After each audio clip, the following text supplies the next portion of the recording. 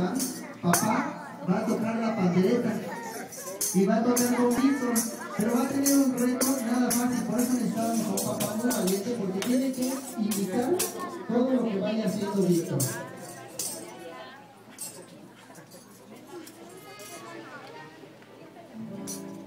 Esta melodía rusa se titula Ojos Negros. El tiempo es 2/4, bueno, se llama Ojos Negros y papá la va a tocar en la pandereta. ¿Listo, papá? Bueno, ¿cuál es el nombre de papá? ¿Perdón? Tenemos a papá Leonardo. Un fuerte aplauso para papá Leonardo, por favor. Muy bien. Y esto dice así: ustedes pequeños todos y papá nos tienen que ayudar también con sus palmas para que papá Leonardo se anime y lo haga todavía con más ganas, ¿sale? Y esto suena así.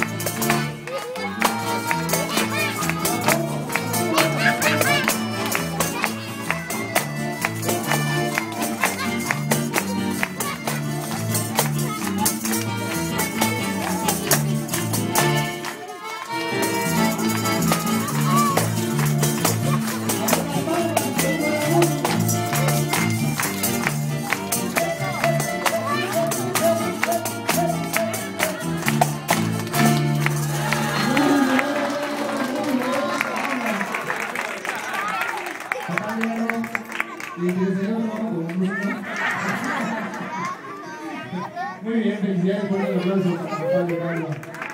Y a ver,